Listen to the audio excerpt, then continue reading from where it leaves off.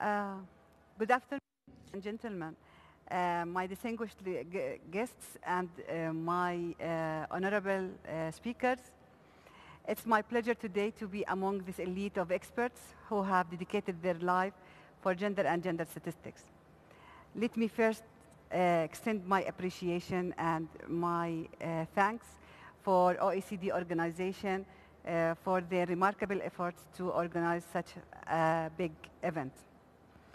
Ladies and gentlemen, our world currently is witnessing the rise of a number of issues that have gained great importance in view of their close association to the progress of societies.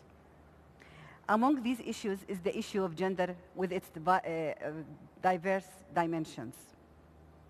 Gender has become of a great interest for the government as well for the civil societies, because equality is not limited for men, but also it is very important for women, who constitute half of the societies in all countries. As a result, it has been universally agreed, especially at the international meetings, to give more recognition to the participation of women. Even though that the work of women and their participation in each part of life has been recognized over the 25 years now. It's more better, it's now more recognized than it used to be 25 years ago, but there is still a long way to go. So, ladies and gentlemen, let me say that gender equality is a diverse and contested concept. It can be seen both as a political agenda as well as an individual project. The chosen perspective would impact the conceptualization of gender equality as well as the perceived benefits on the societal, policy, and individual level. One of the settings in which gender equality can be explored is well-being. In fact, the impact of gender equality on well-being differs depending on the analytical approach to gender equality measurement. This session, through its presented papers, will give us an insight of successful policies. Interventions have been made for improving gender equality in different national contexts, and their wider implication for the well-being of current and future generations. So let me introduce our first speaker, Ms. Barklin. Ms. Barklin has been appointed Ambassador of Iceland to France, Spain, Italy, Andorra, Algeria, Morocco, Lebanon, Tunisia, Djibouti, and Monaco in 2011. She is the permanent representative of Iceland to the OECD, UNESCO, and the Council of Europe.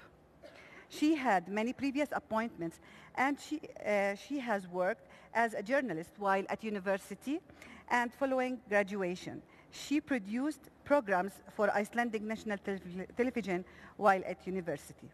So welcome, and the floor is yours.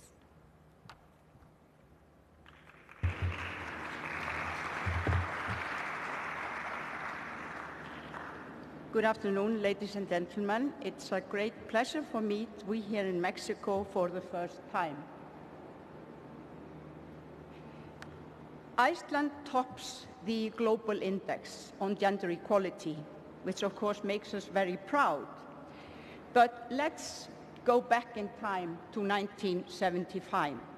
This was the year of women at the United Nations and the start of the United Nations Decade for Women. What was the situation in Iceland at that time? There was no female minister.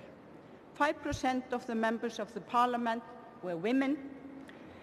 Today they are 45%. And in the government we have 40% women. We in fact had a majority in the previous government.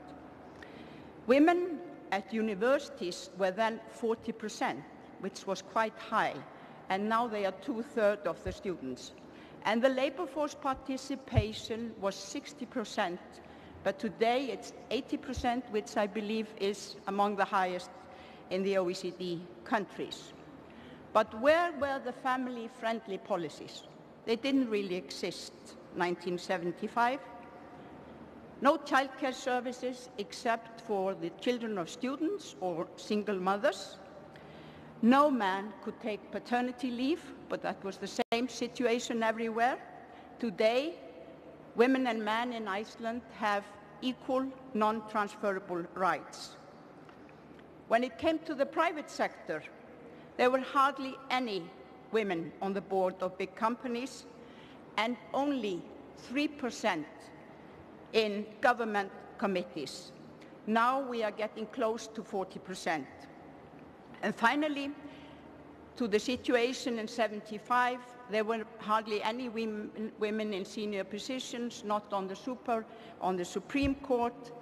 No woman was a permanent secretary of a ministry. In fact, I was myself the first one appointed in 1988.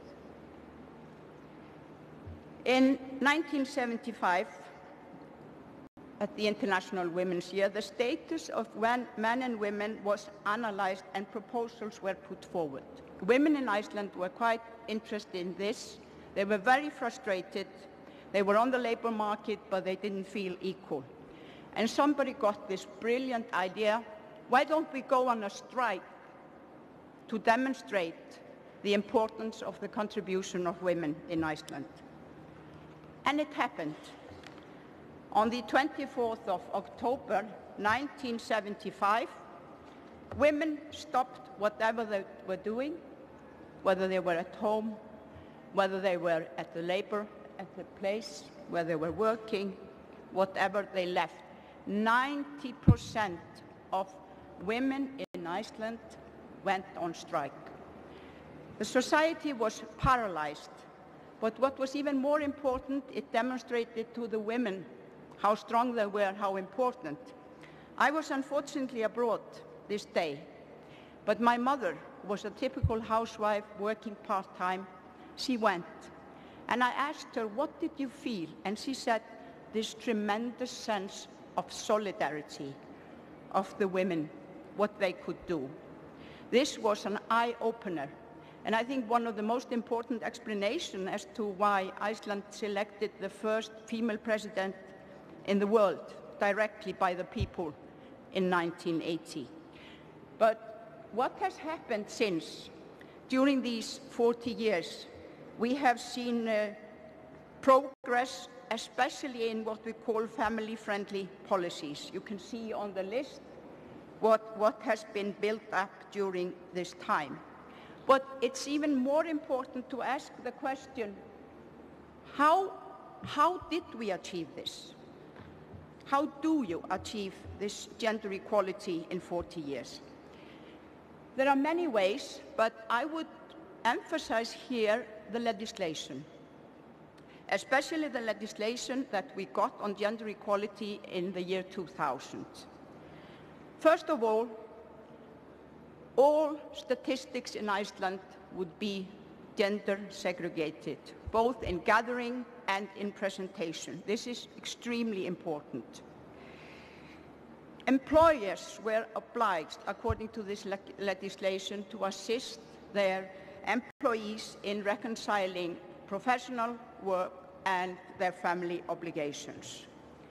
All companies with more than 25 employees had to create gender equality plans to obtain the same pay for men and women for equally valuable and comparative jobs. This is very tough, I must say, and we are still not there.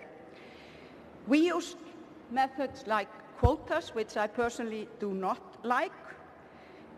Social partners have played a very important role. Iceland is very unionized. 86% of people are members of the unions. And there have been campaigns, there have been important legislations, like on parental leave that I will mention later here. But raising awareness, and I firmly believe that this is what happened in 1975.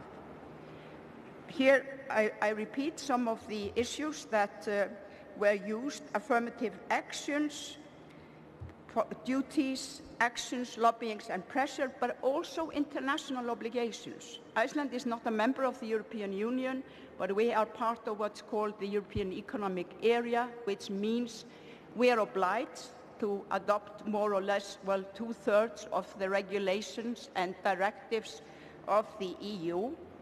And this means that we have the same legislation in this area. But I would also add the Nordic cooperation. For 40 years now, the Nordic countries, which have in many ways been in the forefront of gender equality, have cooperated, learned from each other, and joined forces in many ways. But let's look a little bit more specifically at political representation. Women got the right to vote to local government in 1908, and a women's list was presented. Only 4 names on the list. They all got elected. But then nothing much happened. We were completely stagnated in 4 to 5%. And if you look at this chart, you can see a major change starting to happen as from 1982. Then we got another women's list. Women were so frustrated that a new list came forward, and you can just see what kind of pressure that put on the other parties. And you can see this even better when you look at Parliament. Women got the right to vote to Parliament and stand as candidates 100 years ago. The first woman who got elected in 1922 was from a women's party, but that party ceased to exist. And we were completely stagnated. Again, it was 5%. We couldn't get any further. And this is the situation, look, in 1974. But again, a women's list came forward with a list in 1983. And you can see the increase of number of women already by that list. And there was relentless pressure on the other parties to put forward more women candidates as to not lose their votes to the Women's Party. An Icelandic scientist in political science has pointed out, or she's firmly believed, that the greatest achievement in gender equality, almost like earthquakes or volcanoes, which are something that happens frequently in my country, has happened when there have been major systemic challenges in politics or in economics. And I would say that the challenge politically came with the Women's Party, but the tremendous challenge economically came as in 2008, as we had an enormous economic crisis in Iceland. As our banking system collapsed, people lost confidence, they didn't have any trust, but it seemed they were convinced that the women could do better. If we look at the labor market, I would say that today the main challenge is the gap in pay between men and women. That seems to be extremely difficult to challenge. It's not the actual salary, it's other things that are being paid. And in 2008, the social partners and the government decided that something had to be done about this. And they agreed to develop an equal pay management system with a certificate. This standard, the standard IST, was finalized in 2012, and you can actually get a certificate as a company, an equal pay company. And we are hoping this could be like you get for environmental things, if you can actually have a certificate of gender equality. But I do not have really time to go into that in any details.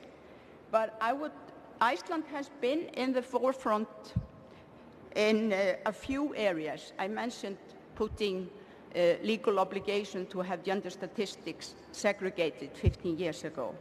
But I think we were the first in the world to make parents completely equal when it came to maternity, paternity leave. 3 months were granted non-transferable for each parent, and then 3 months they could join. I introduced this in New York in the year 2000 at the Women's Conference, and we were told, please observe and monitor the implementation extremely carefully. This is a major social experiment. And we have tried to keep track of this. Here is one of the backlashes that we have had. We were extremely pleased when in 2007, men were not only taking their 3 months. Well, if they don't take them, they are lost. The woman is not able to take them. But they were also taking 10 days or more of the 3 months they share. But following the crisis, the government put in a ceiling. You no longer got 80% of your former salary. You got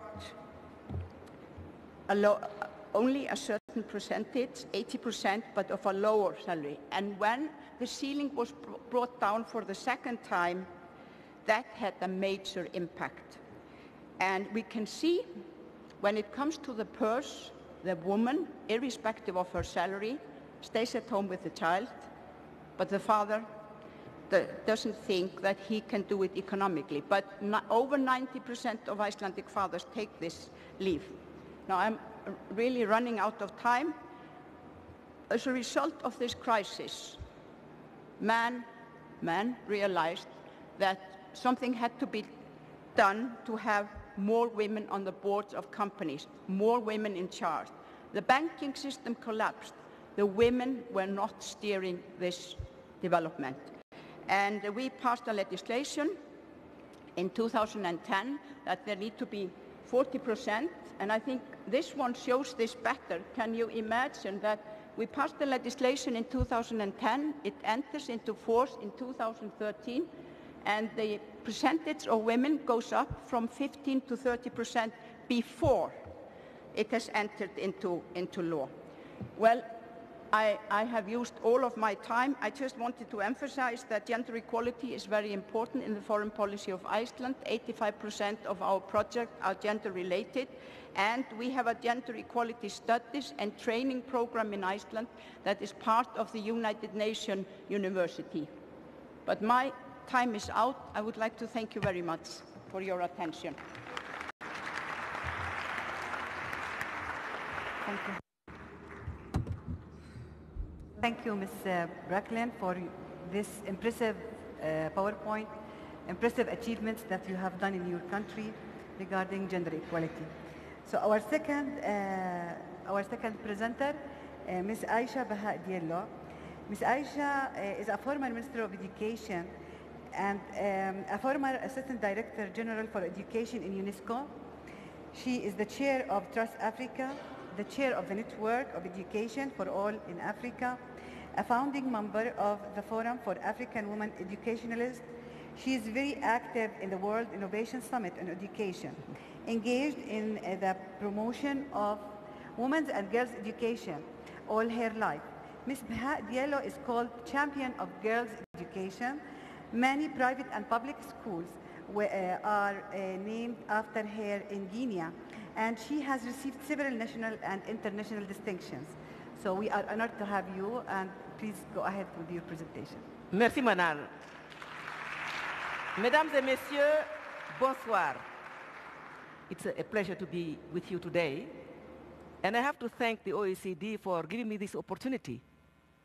And as you have heard what she said, my entry point is going to be education. When you talk about women empowerment, you cannot have it if you are not educated.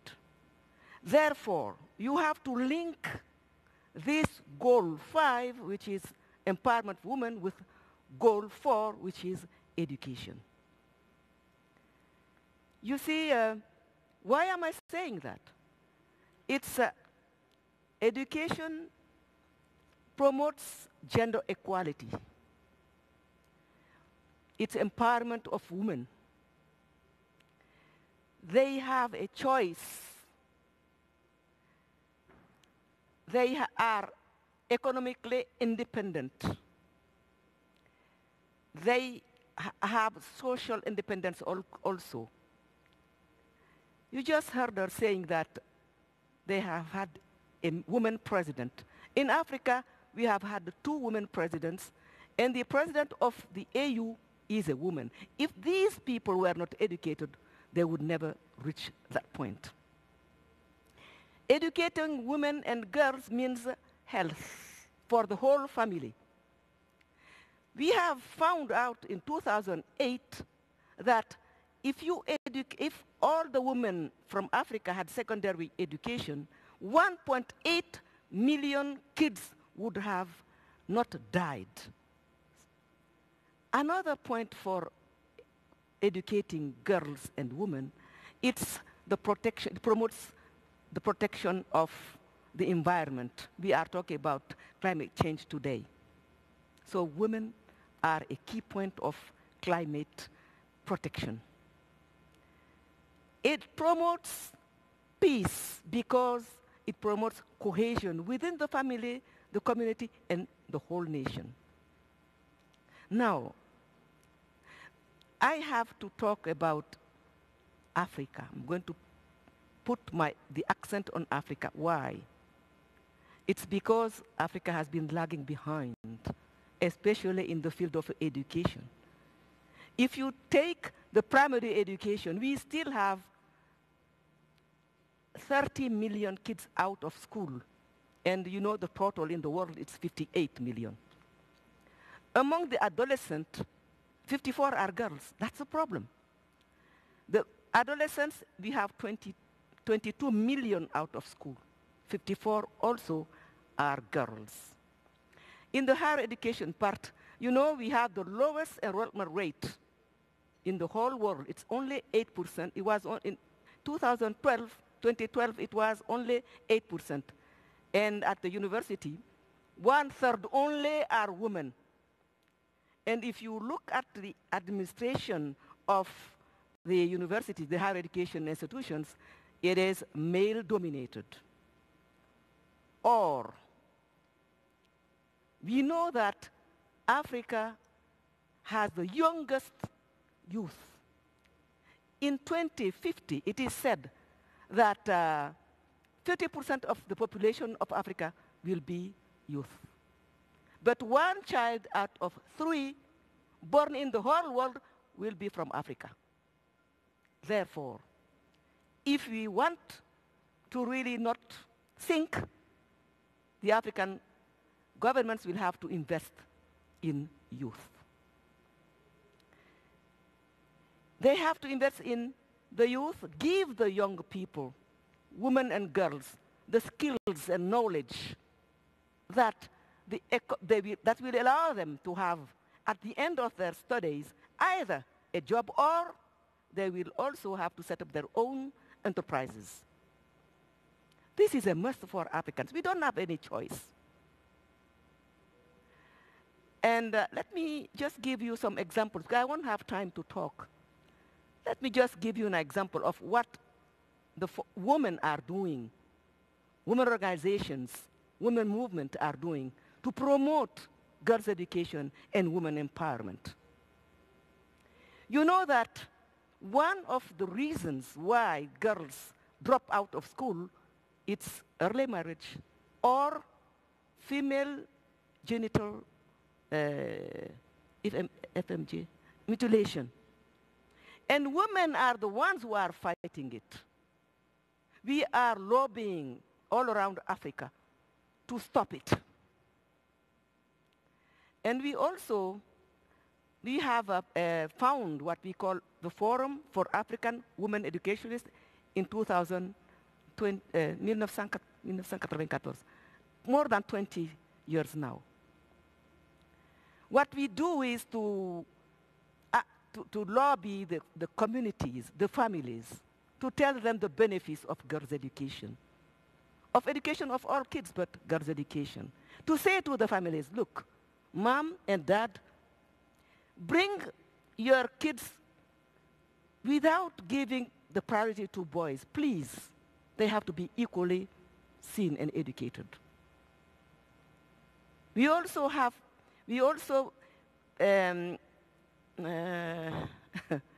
lobby the government. We work with the governments to tell them that policies promoting girls' education is a must. And what we did was to develop innovations showing that it works.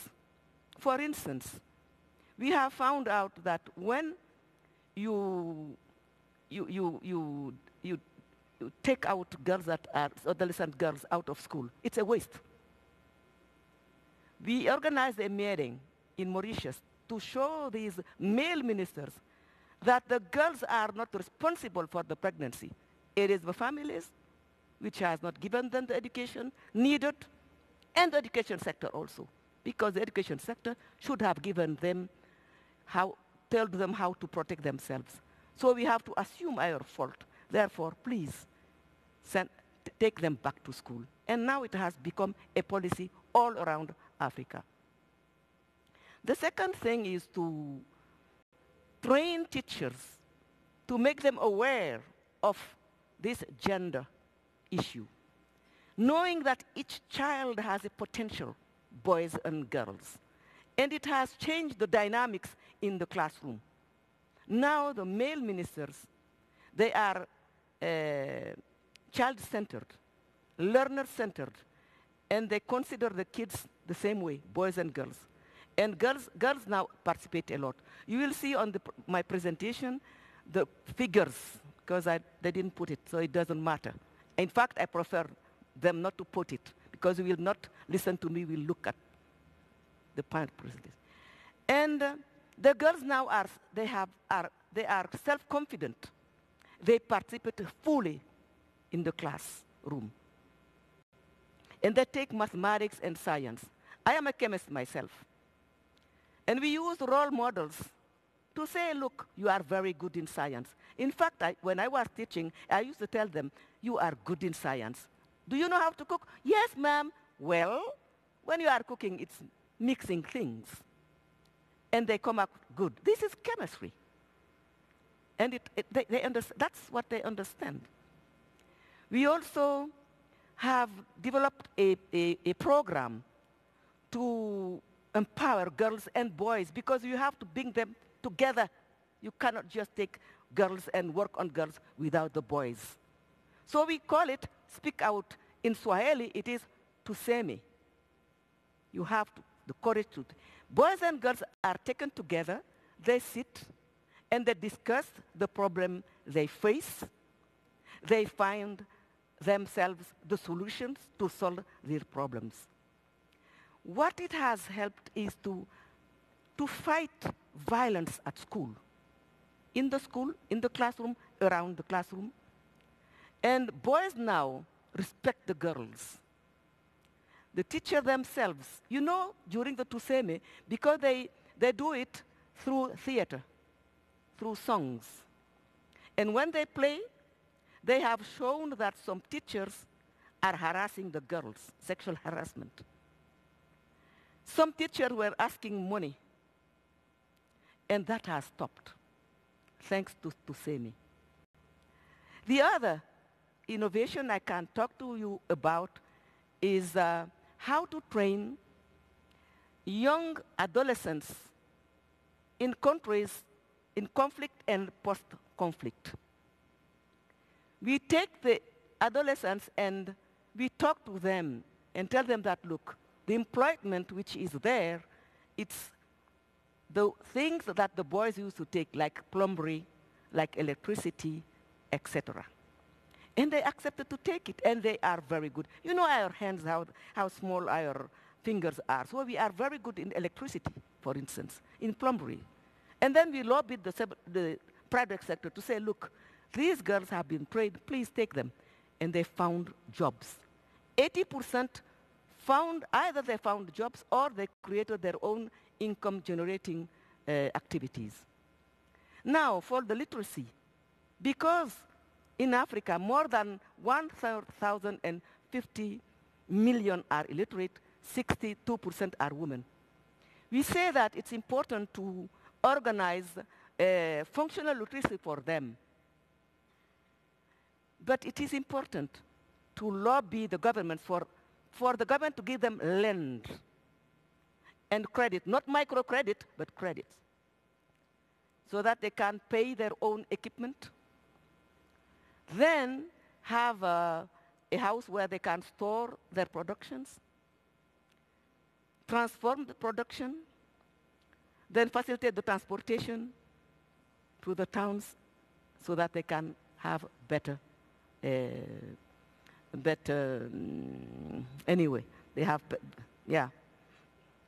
What else do I still have time? I still have time. You see, when we talk about higher education, or secondary and technical and vocational, when you talk about statistics, if you don't want to miss the statistics, you have to train the people that are in charge. I have found out that they don't, when they are disaggregating the statistics, in the field of orientation, they don't talk about the orientation of the girls. And at the university, they don't talk about the orientation, or it is very important. You have all the humanities now, where you cannot find a job when you finish your studies. So we have to lobby for the statistics to show that the women are not going into science, technology, or these subjects that will allow you to have a job right after graduation. I will stop there. Thank you so much. So, thank you, Ms. Aisha, and we will move to our third speaker, Ms. Shalija Chandra. Ms. Shalija has been a career civil servant who was Union Secretary in the Ministry of Health and Family Welfare, and subsequently became the first woman Chief Secretary of Delhi. She then became the first Executive Director of the National Population Stabilization Fund, and new organizations set up to accelerate strategies aimed at reducing high levels of maternal and infant mortality, with a focus on empowering women to control unwanted fertility. The Ministry of Statistics appointed her as chairman of a technical steering group for undertaking a study for social institutions using gender disaggregated data. She has been the chairman of the governing bodies of Delhi University colleagues at a time when sexual harassment at workplace and allied gender issues had come into national focus. In 2012, she was given a fellowship at the Institute of Advanced Studies at Nantes, France. She still participates in a range of television debates on national channels as an independent analyst of public policy and an expert on population and gender. So the floor is yours, Ms. Chandra. Thank you. You are most welcome. So, good evening, friends. I'm clapping for all the women in the room. I can hardly see a man, but no, there are some. Thank you for coming. Okay, okay, okay. Thank you, thank you. I correct myself. I'm going to talk to you and then show a few slides only to support what I'm trying to tell you. First, about India and then the region, South Asia, Southeast Asia, because I think this is an international conference and I should go beyond the borders of India, which are in any case enormous. Just to give you a sense, you all know enough about India, but if I tell you that we have 30 states and the largest state, Uttar Pradesh, has a population of Brazil, and the population of one state, Bihar, is that of Germany, another state is of France, and one other state is of Italy, you would know we are not dealing with populations of states, but of countries. We are a very mixed kind of a situation where there is enormous success among single women who have gone to the very top. At the same time, we have not overcome even a proportion of what really constitutes anything towards gender equality, which is to be judged by indices of your infant mortality, maternal mortality, fertility rate, and things like that. against this background, in the morning I heard a professor from Princeton University, and it is he who said that almost 1 billion people of the region, now I'm not talking about India, I told you how huge India is, but you have Bangladesh, you have Nepal, you have the whole of Thailand, all the Southeast Asian countries, Sri Lanka. Put together, we have a commonality, which is the problems of gender inequality caused by cultural and traditional social institutions. Those are institutions which I was studying about Mexico. You do not have that in the same measure. In the West, and I would say the US, Nordic countries in any case, you were lucky that you did not have the burden of patriarchal mindsets. And it is the burden of patriarchal mindsets. It doesn't only go into salaries and equality in the house. It goes to holding on to the woman as your property and being able to dictate to her, you will not go out, you will be back by this time, you will get married when I tell you to, you will marry whom I tell you to, and if you marry out of the caste, I'll kill you and your boyfriend. And it happens. So there is that side of India, which is the inequality. But the good news is, India did have the first woman president. It had Indira Gandhi as prime minister. It has had 2 women speakers in close succession. The 3 largest banks in India, private sector banks, are headed by women. The head of the Defense Research Development Organization, a pure masculine stronghold, is now headed by a woman. So you have some examples of, I would say, women achievers.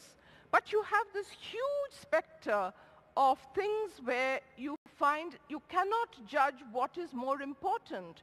Is maternal mortality important? Is reproductive health important? Is education important? Is the bias against women, girls being born important? There are so many, the ownership of property, the control over household belongings. All these things are to be measured.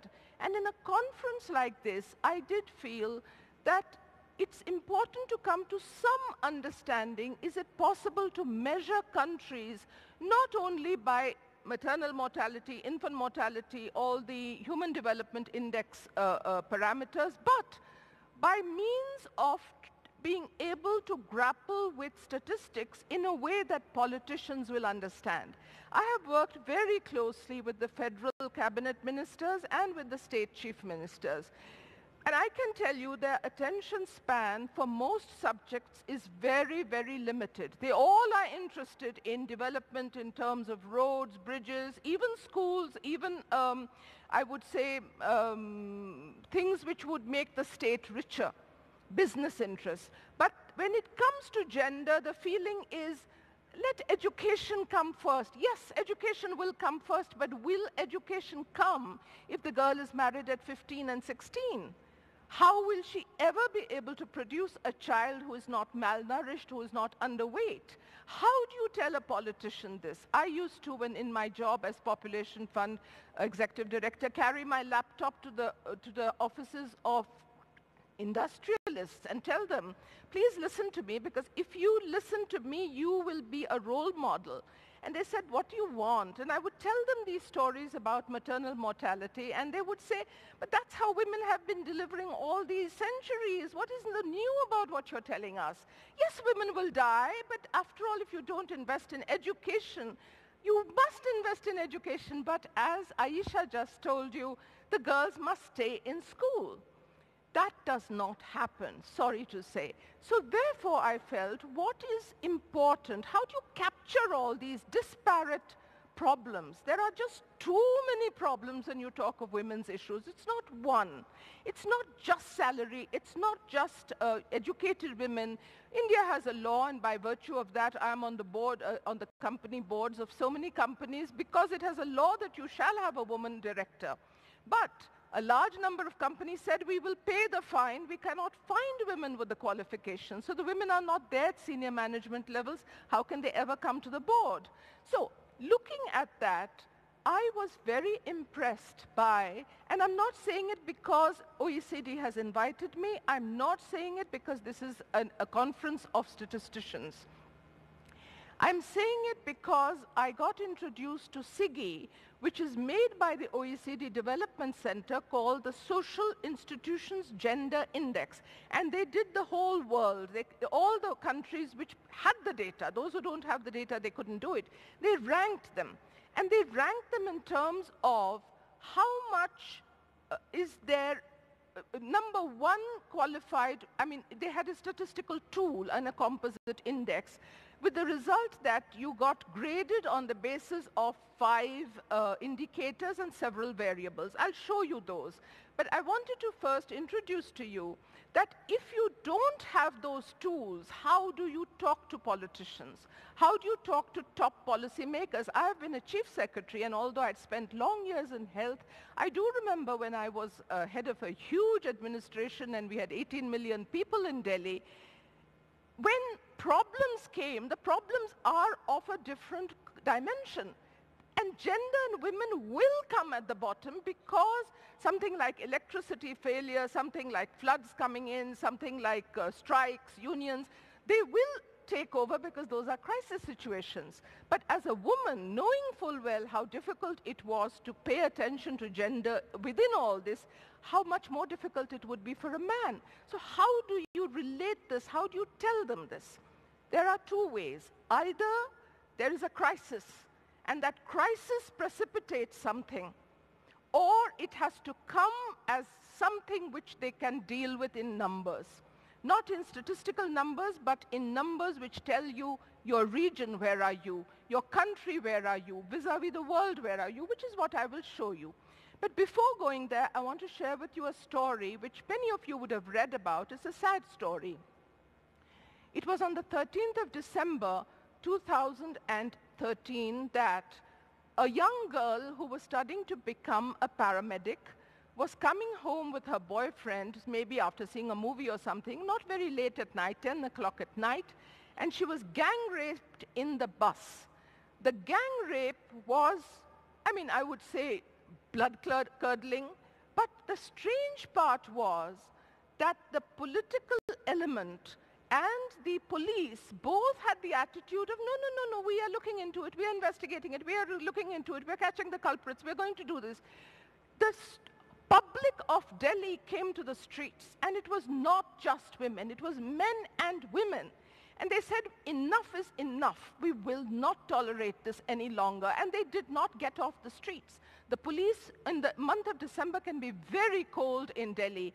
They shot water cannons at them.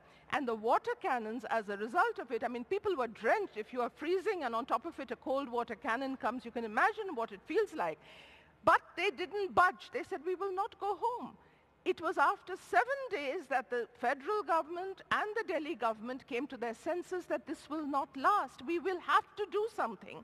And what did they do? They called upon a Supreme Court judge, retired, the Chief Justice, in fact, and in 29 days, he gave a 700-page report which led to huge changes of law for the protection of women, for voyeurism, for sexual harassment, for even doing something like, you might say, following them through the internet and doing all kinds of, small things, of course, bordering on acid attacks and those much bigger things.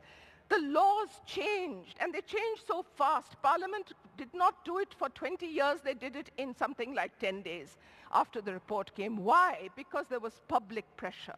But you cannot get public pressure for everything.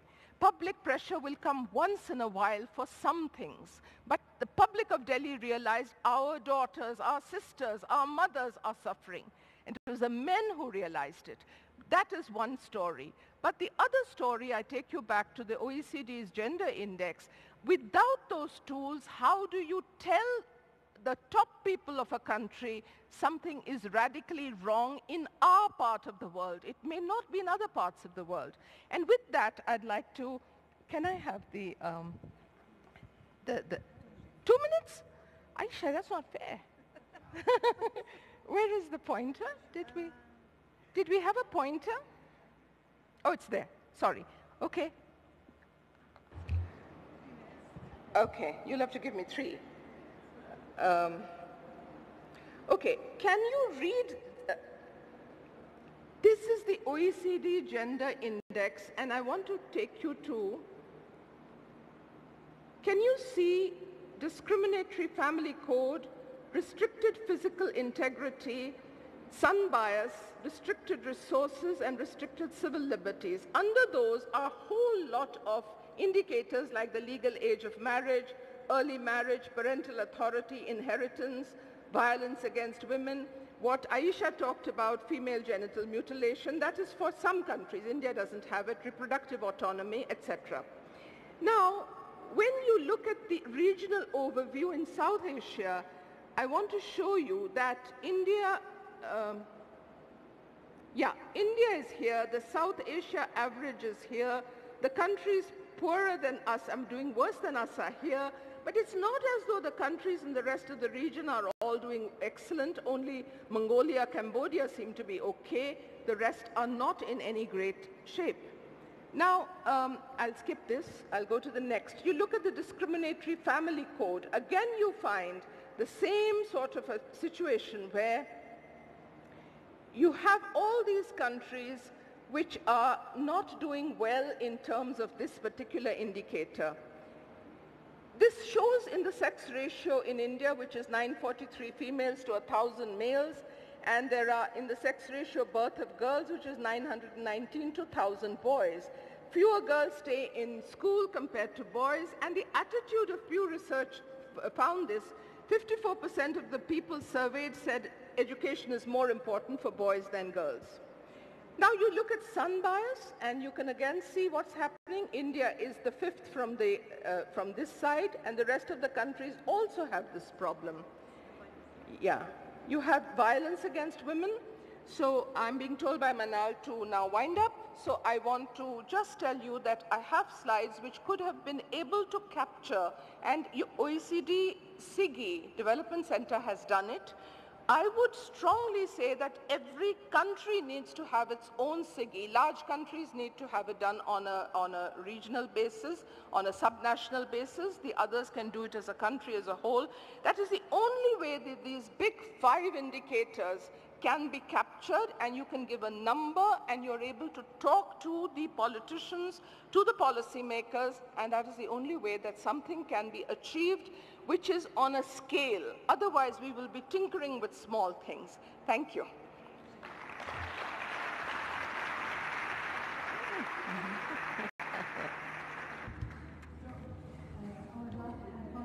Bueno, nuestra última oradora es Lorena Ordaz.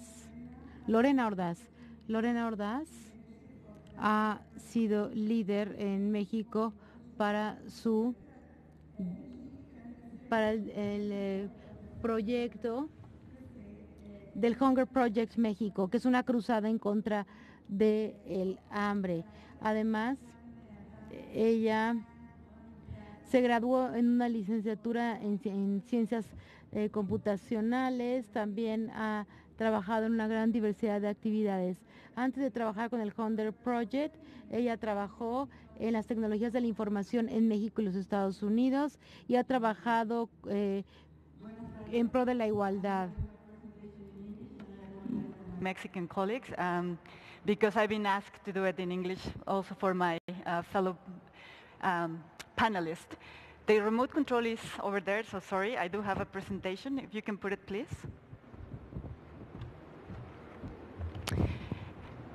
After hearing of India, it's very important for me to showcase Mexico because, yes, we are very similar to India and to Africa, and I'm going to present to you the case of rural women in Mexico who are the most marginalized of all in our society. So I'm going to speak about the social context in Mexico, our focus in women's empowerment, the role of gender equality and women's empowerment in development, and the key challenges and recommendations for policy design and implementation, and particularly to speak about also the global goal number 5 that just has been approved on the global goals for sustainable development. So for me, it's very important that since you're in Mexico, you get a very good perspective of who's Mexico and what are conditions. Mexico is categorized as the 15th world economy, but we still live where almost 1 of 2 lives in poverty. We have official data that says that 46.1% of the population lives in poverty. Out of that, 9.5 still lives in extreme poverty. And what does this mean? Just to showcase this, it means that 3 out of 10 don't have enough income to acquire the food basket, and also 7 out of 10 don't have enough resources to purchase the goods and services to meet our basic needs. Now, when we look at the picture of women in Mexico, rural women, we're talking particularly about indigenous women. And in Mexico still, there is 15% of the population that is categorized as indigenous. So we have 12.3 million rural women living in Mexico. Only 4 out of 10 rural girls aged between 15 and 19 are able to go to school. And the school life expectancy for women in the rural areas is only 6 years. So 1 out of 5 rural women is illiterate, and rural women only owns 5% of the land. And finally, 6 out of 10 rural women live in poverty. This means that today, 8.5 million women live in poverty. So the Hunger Project that I work for, it's a global nonprofit organization committed to the sustainable end of world hunger. Our vision is a world where every woman, man, and child leads a healthy, fulfilling life of self-reliance and dignity. Our mission is to end hunger and poverty by pioneering sustainable, grassroots, women-centered strategies, and especially advocating for the widespread adoption in countries throughout the world. Today we work in 22 countries. Only out of these 22 are program countries. The other 10 are funding countries, developed countries that are working in international cooperation funding our work. So what we have been promoting for the last 38 years is what we call gender-focused community-led development. What does this mean? What it means is that our programs are directed to empower women and men living in rural villages to become the agents of their own development and making sustainable progress in overcoming hunger and poverty. And this can sound a lot of words, right? But what it means is actually that the communities by themselves are the ones saying what they need and when they need it and how they need it. For us, it's very important that you understand our perspective of what we mean by ending hunger. And if we think of hunger as an iceberg, as we can see in our picture, and we divide this in 3 sections, the top of the iceberg is what we call the symptoms. The symptoms are the effect of the poverty, and this is what we usually see when we think of poverty. We see children with poor education, poor nutrition, or obesity in this case. Also the housing in very bad conditions. And this is, well, for me it's very important that you understand that this is where most of the people target their aid or their programs or the policies, because it's the most evident, and what it, particularly for politicians, what it sells the most is what they can quickly say, oh, well, if children don't have food, let's take food to them, right? And then take the picture and we all are happy, and then we can change indicators. Let's say 0 people were without food, now a whole community has food, but because we just gave food to them. But for us, it's going beyond that. We need to really go to the root cause of hunger. And for us, getting to the root cause, it's looking at what is under the, if we look at this example, under the water. If we look at the middle section, it's what we call the social structure. The conditions that surround a person who lives in poverty, in this case, the women. It's not that people is poor We have learned to call them poor, but they're not poor. What makes them poor is the conditions that constantly keeps them in place by not creating opportunities. And for us, it's going even, in depth. And it's looking at what we call the mental structure. You and I are the result of the conditions, the social conditions where we are born. Yes, geography is very important. Where you are born determines the opportunities or the lack of opportunities for your development.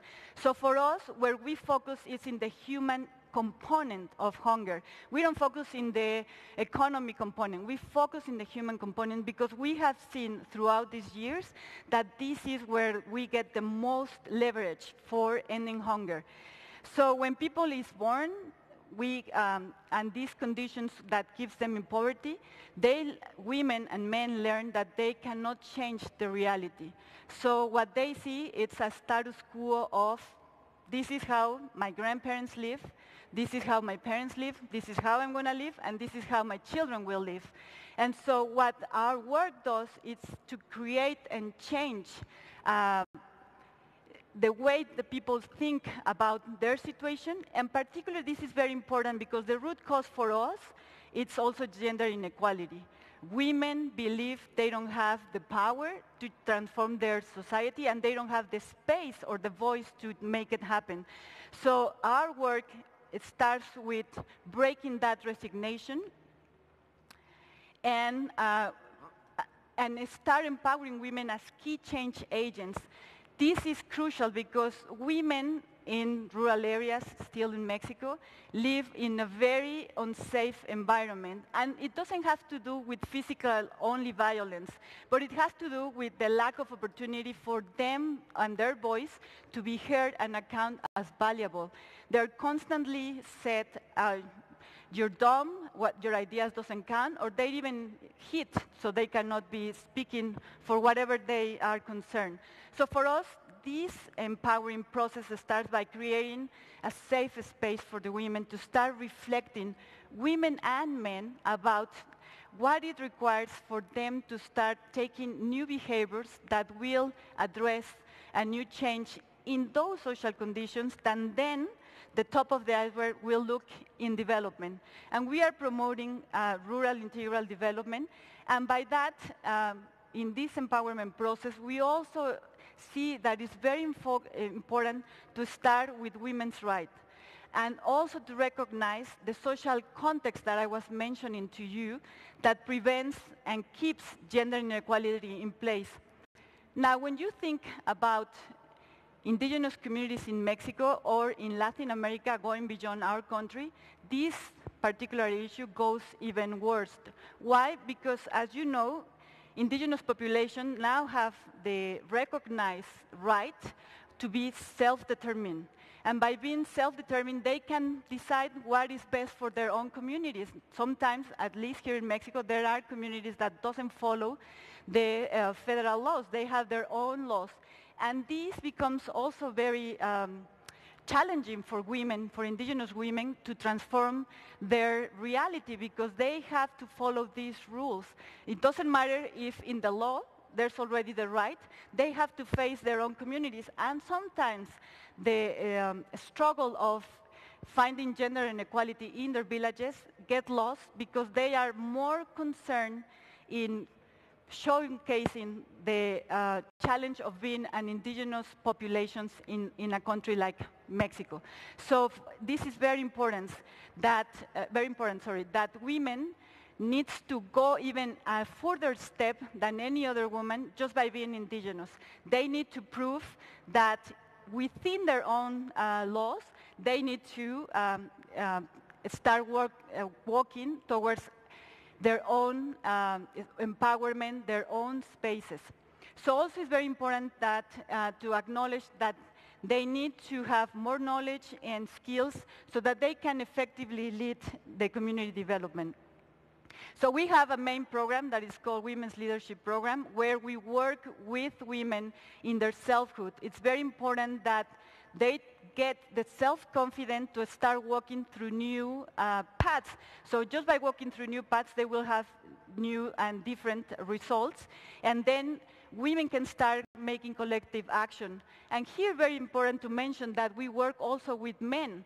In order to achieve gender equality, we need to get men aboard, because otherwise then we will have women in the communities fighting for themselves, but then still we haven't changed the structure that mainly is led by men. So where we work in Mexico, we work in 4 regions, as you can see, 4 states of the country. And we have been effectively able to have the community-led development through the leadership of indigenous women. They are now gaining agency, and by having this transformative agency, women are being able to decide what they want for their lives and being able to start making the changes. And this seems like quite easy just by saying it, but it implies actually challenging themselves, challenging their families, and challenging, again, the social conditions. So these are some examples of what has been happening when women are taking in their hands their development. Now they are doing the family farming. They are the leaders producing. As you know, around the world, women are the main producers of food. But here, there's still some areas where women are not allowed to be producers. So this is part of the challenging that we find. Now they're participating in creating eco-technological solutions, income-generating projects that they have selected, not somebody else, and also learning how to write and read in Spanish and in their language, getting some other skills, getting understanding of why it is important to go back to natural agriculture. Our government policies have given them or taken away from what they used to do for farming. Also, now they understand what are the key ingredients or nutrition elements for a healthy and food, so they can really have access to a nutritious and quality food. And in order to achieve this, we have created a very strong M&E system. As you know, civil society, it's always questioned that says, oh, well, all your stories are anecdotic. How do you take this to scale? So as Hunger Project, we're very committed to track and follow all our successes. So we have created 104 indicators, and we have just this year made 3 outcome evaluations in 3 of the states, so we can see some of the results that for 3 programs that I showcase here for Oaxaca. For instance, the number of people that has increased reporting the ability to change their community has now rise to a 67.56%. What it means is that a lot of people now is reporting that they see themselves as a key change agent for the future. And for instance, in women's leadership, if you see at the second row, the proportion of women serving on community committees has increased in this region in 12%. And before that, they didn't even participate. So for us, it's very important to be showing that there is a progress. So I need to finish. I just want to say that another aspect of this process is that it's not only about women empowerment that we're going to achieve gender equality. We need to move that empowerment to be successful to get into advocacy. We as organizations are not the ones doing the advocacy. It's the women in the communities themselves. As you can see here is the picture of one farmer at the Senate in Mexico speaking about the challenges that they have been as a women farmer. So women need to be at the center of the policy making, and they are the ones also that need to participate in monitoring and evaluation. And I'm sorry because I know I'm the last one, but that's the challenge.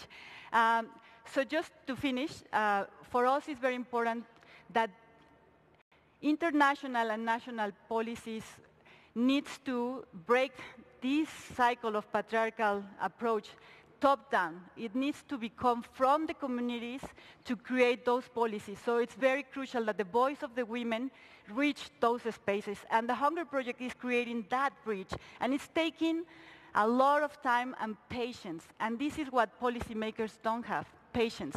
So for us, this is our most important message. If we want to create policies that actually works for everyone.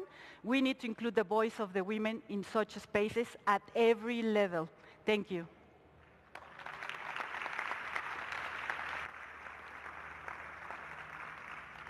So, thank you, Lorena. And before we take questions from the floor, I would like to thank the speakers for their knowledgeable, fruitful speeches. And we have been introduced to different the experience. We hear the achievements that have been done by Iceland. We have been introduced to the experience of Guinea in education. No, Africa, not Guinea. As a tool for empowering the girls from India and the challenges that we have that were and still, but I think they will maybe by the time we will minimize these challenges, and also by the positive interventions from Mexico to the rural woman. So now we would like to have or to hear if there's a questions from the audience.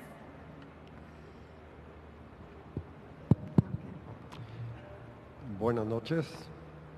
Hi, good evening. I am Dr. Dagoberto Flores Olvera, President of the International Research Center. Could you speak a little bit out loud?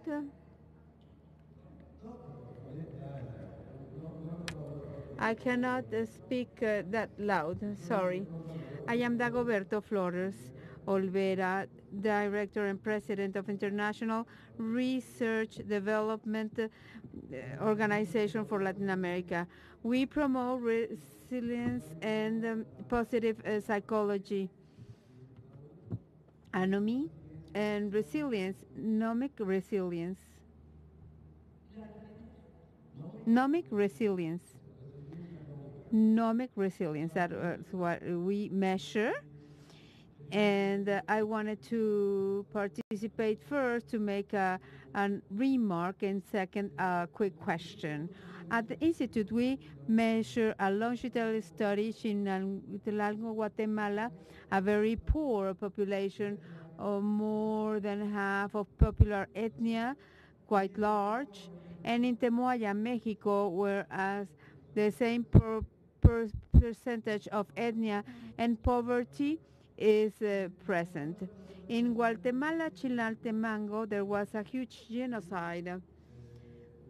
Many men died, many women survived, and there was huge indignation, and I could even call it the movement of the fury, such as the French Revolution with Marianne. But we measure the resilience and the normal resilience at this point and this stratus, at this level. Women over here had primary studies, and over there some did have primary studies.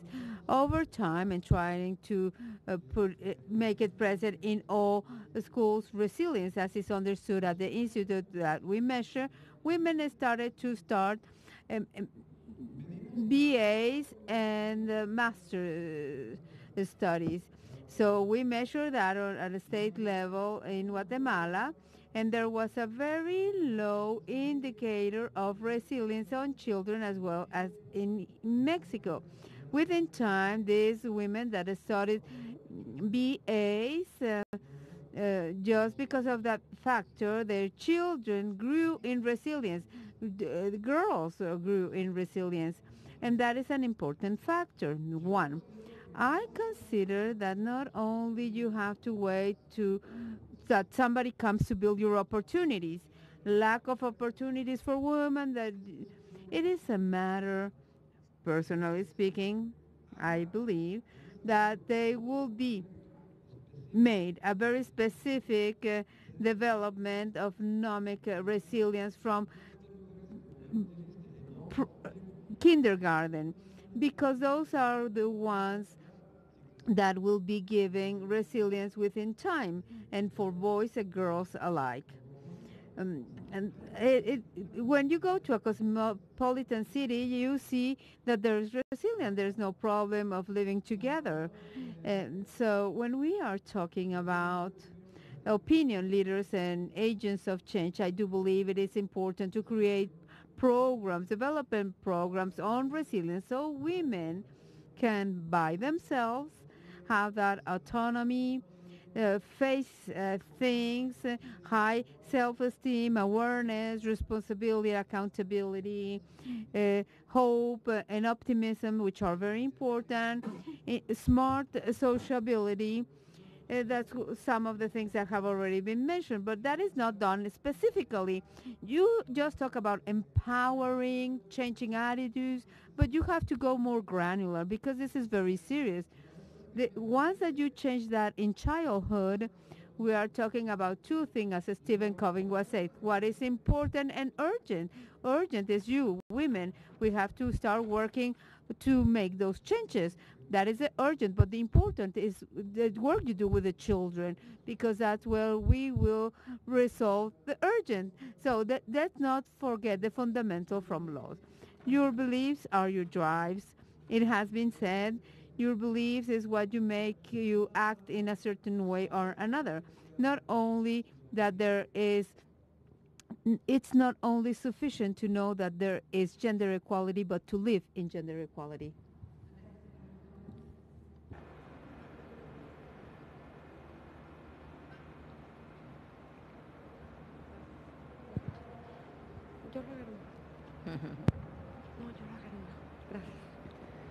Buenas tardes, mi nombre es Paulina. Good afternoon, I am Paulina. I come from the Jalisco Institute for Women. First, I want to thank you for your presentations to each one of you.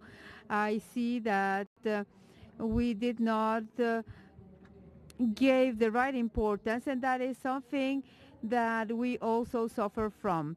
A while ago, we presented in press conference the outcomes of House Life 2015 at the state level, and the platform or indicator system for well-being, which is an INEGI project jointly with OCDE. Then I came to the director of the INEGI and I wanted to know if those indicators were disaggregated by gender, and he told me that at the survey, yes, they raised the information, but it is not reflected within the system or within the platform. So I would like to know if some of the findings that we will be presenting tomorrow will be how, based on these well-being indicators, women feel about them. Because Mr. Soho told us that part of the results is that women are much more unsatisfied or unhappier if we compare it to men. So I would like to know if this is going to be dealt with at the findings at our general level tomorrow.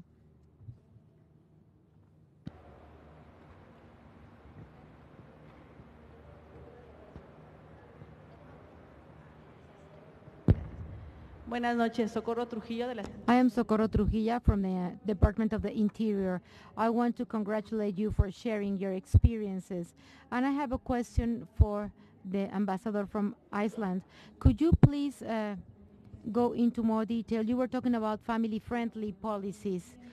Maybe we don't have time, but maybe you could share an email or a link to learn more about that.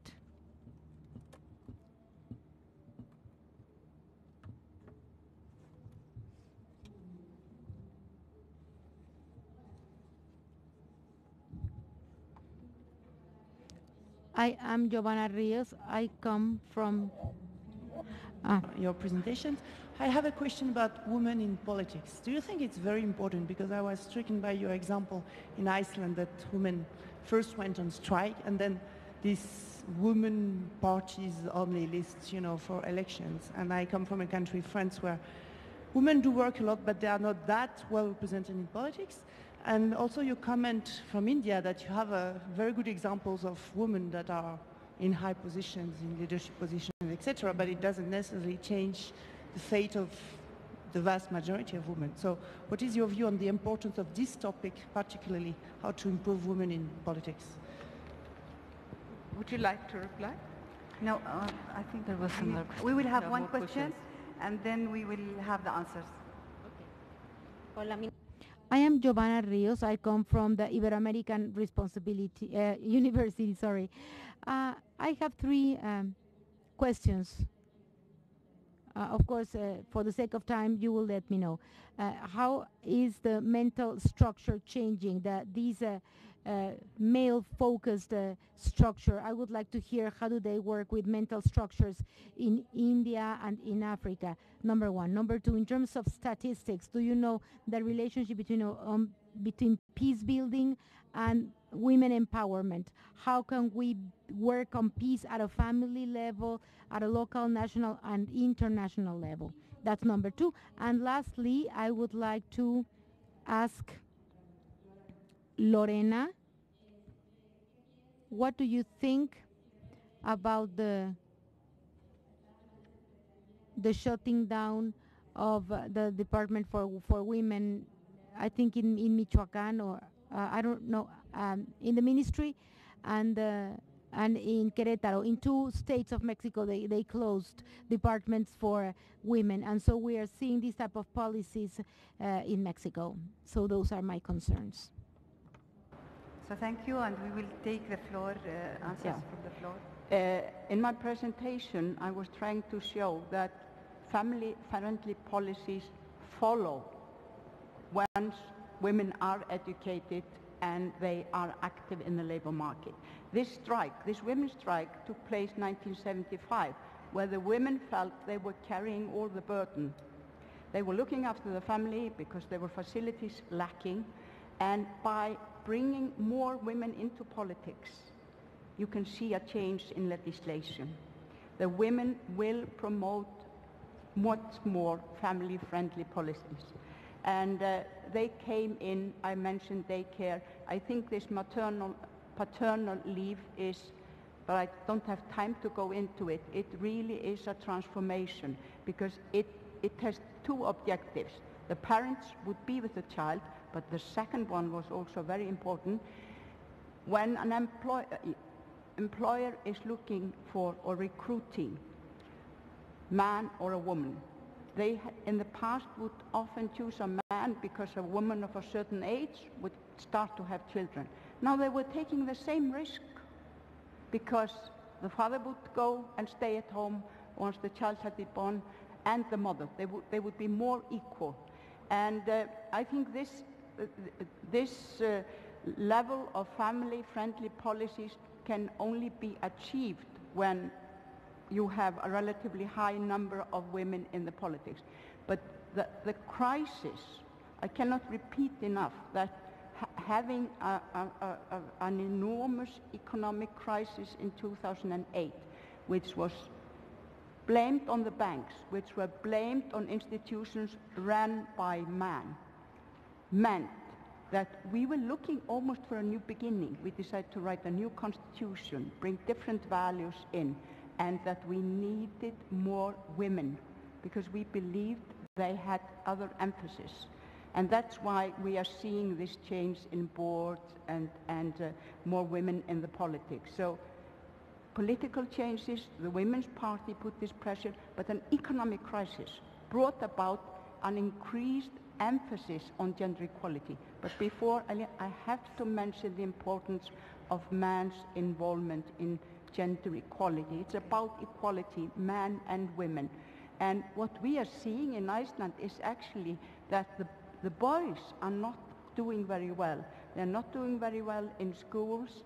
And we think it's extremely important that we get more men. And this He4C project is getting very strong reaction in Iceland. And the foreign minister had a so-called barber shop in New York at the UN earlier this year, where he brought men together to talk about gender equality, men and women.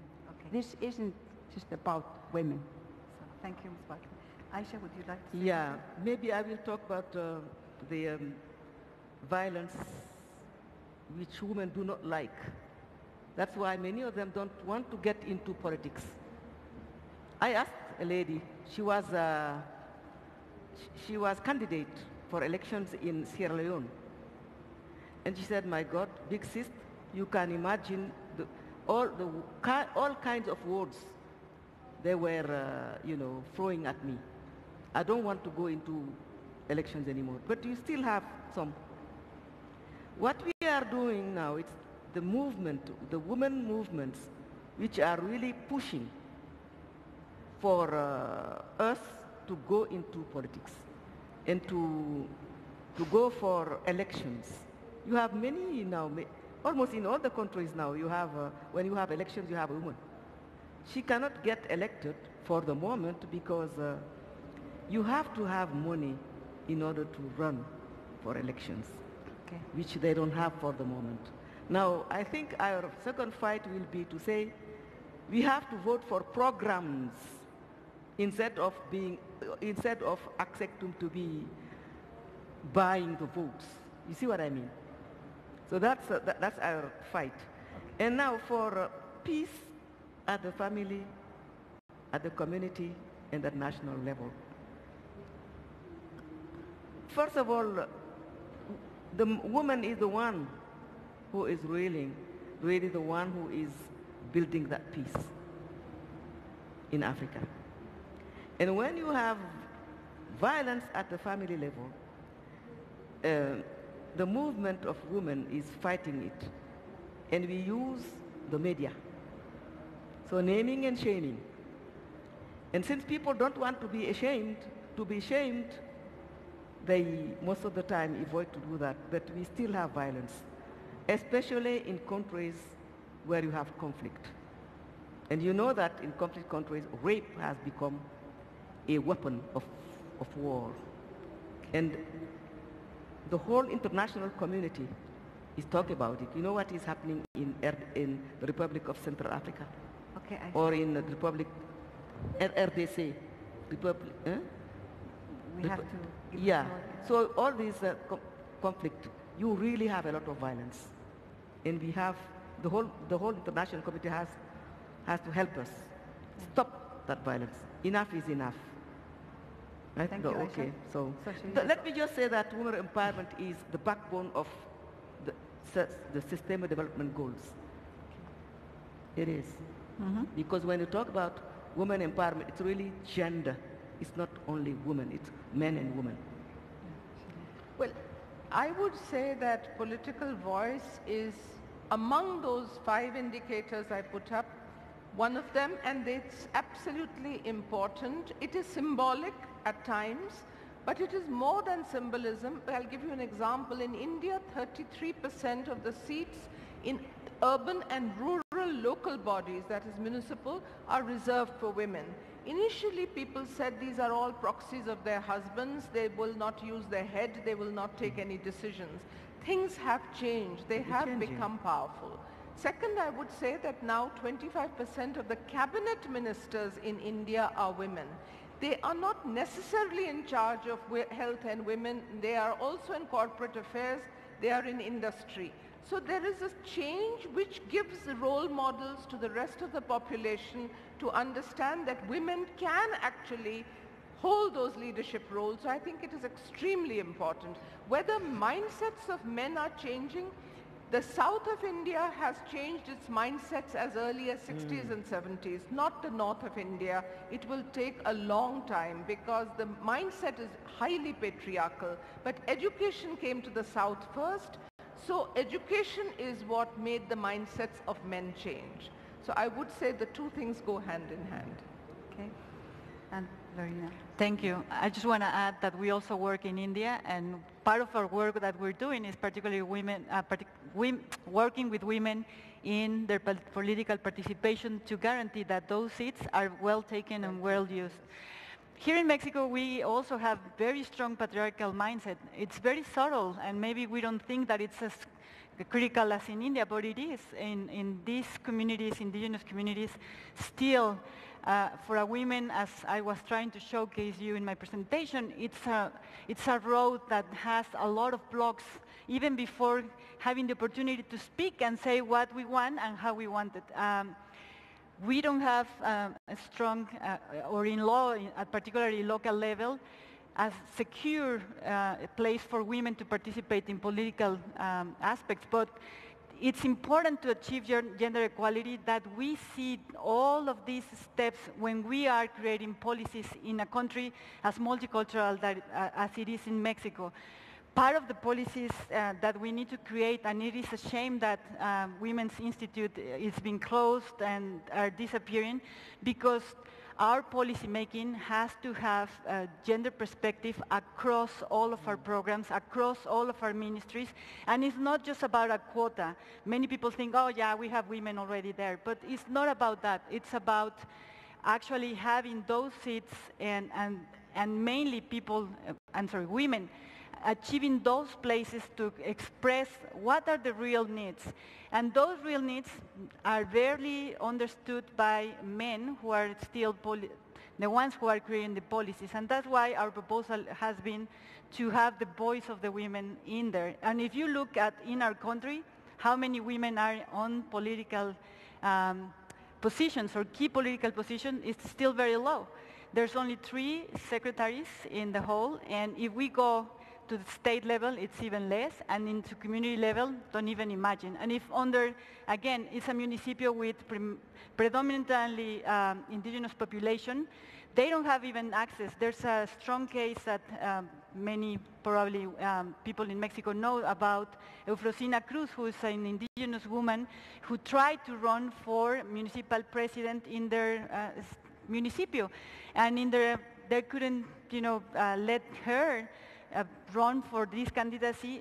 She protested, and finally she was able to run, but she had to go and look for support, but it's not a natural road and access, so it's not very different in Africa than in South Asia than in Latin America. So finally, to conclude, let me warmly thank all the audience who were interested in having and attending this session. Have a nice evening. Thank you.